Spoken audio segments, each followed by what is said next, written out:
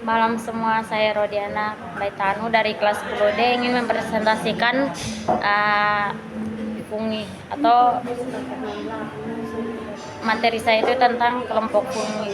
Saya atas nama kelompok saya Herodiana atau Odi dan Kenjo bersama Murphy, dan saya sebagai penanggung jawab atau PJ. Di sini saya akan mempresentasikan fungi atau kehidupan fungi. Yang pertama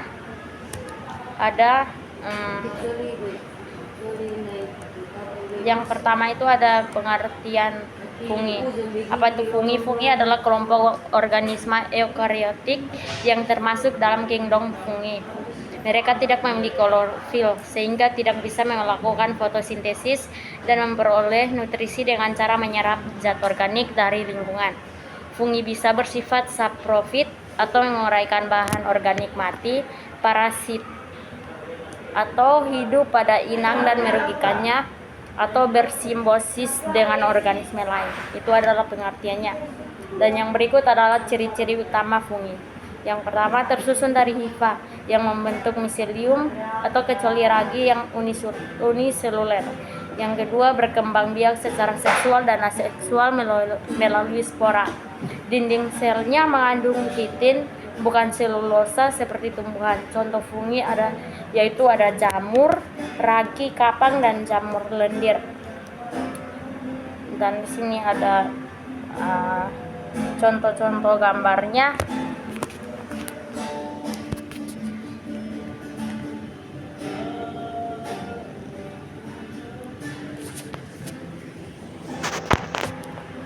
Nah, itu adalah contoh-contoh gambar. Kalau jamur itu dia kayak begini, warna putih ataupun bisa warna kuning.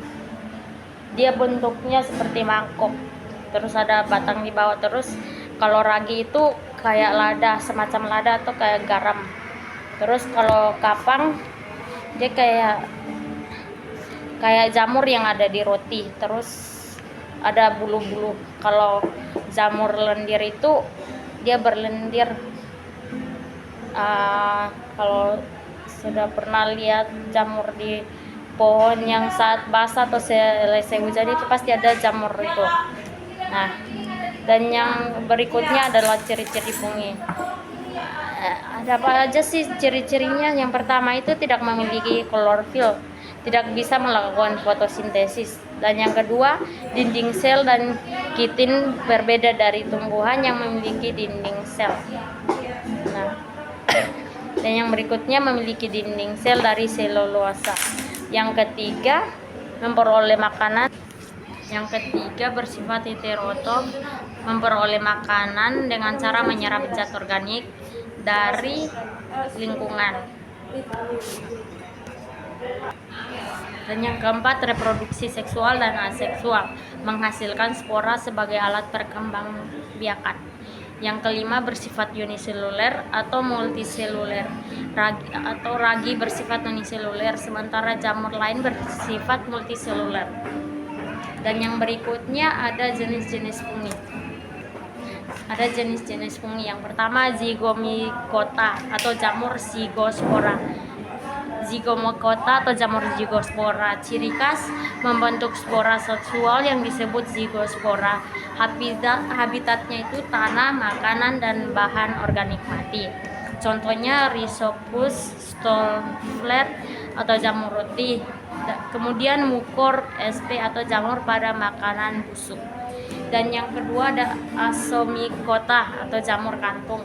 Asimicota atau jamur kantung, ciri khasnya dia menghasilkan spora dalam struktur kantung atau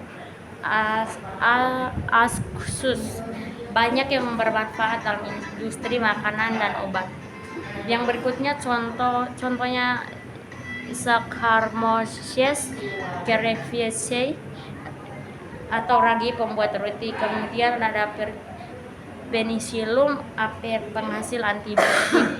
Terus Morchella aquilata atau jamur morel yang bisa dimakan. Kemudian ada lagi yang ketiga yaitu Basidiomycota atau jamur basidium. Basidium mycota atau jamur basidium memiliki ciri khas yaitu menghasilkan spora di struktur berbentuk pada basidium, umumnya berbentuk jarum makroskopis. Contohnya Agaricus bisporus atau jamur kancing. Kemudian Ganoderma lucidum atau jamur kayu digunakan dalam obat herbal. Amanita muscaria atau jamur beracun dengan warna merah dan bintik putih. Kemudian ada lagi manfaat dan kegunaan fungi. Manfaat dan kegunaan fungi yang pertama itu zygomycota. Contohnya itu Rhizopus stolonifer atau jamur roti. Berperan dalam dekomposisi bahan organik sehingga membantu siklus nutrisi di alam.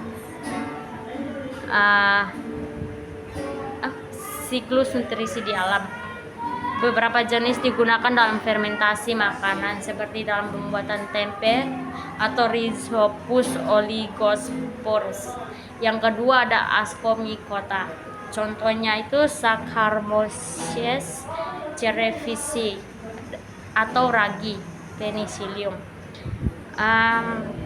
Saccharomyces cerevisiae digunakan dalam pembuatan roti, bir dan anggur melalui proses fermentasi. Kemudian penicillium menghasilkan antibiotik penicillin yang digunakan dalam dunia medis untuk membunuh bakteri. Kemudian ada lagi beberapa spesies digunakan dalam industri keju seperti Penicillium requeforti untuk keju biru. Kemudian ada lagi manfaat yang ketiga itu Basidium mycota. Contohnya itu ada Agaricus bisporus atau jamur marang dan Ganoderma atau jamur kayu. Agaricus bisporus merupakan jamur konsumsi yang kaya protein dan rendah kalori. Dan berikutnya Ganoderma digunakan dalam pengobatan tradisional karena mengandung senyawa yang dipercaya meningkatkan daya tahan tubuh dan memiliki sifat antioksidan. Dan yang berikut lagi beberapa spesies seperti Pleochrotus oesteratus atau jamur tiram juga dimanfaatkan sebagai makanan bernutrisi tinggi. Kemudian yang keempat itu ada Chytridiomycota, berperan dalam ekosistem perairan dengan membantu dekomposisi bahan organik. Beberapa spesies berperan sebagai patogen bagi amfibi yang dapat mengontrol populasi tertentu. Kemudian kesimpulannya, fungi memiliki manfaat besar dalam kehidupan manusia, tetapi bisa juga menjadi penyebab penyakit dan kerusakan makanan. Contohnya itu kayak jamur roti yang tadi ada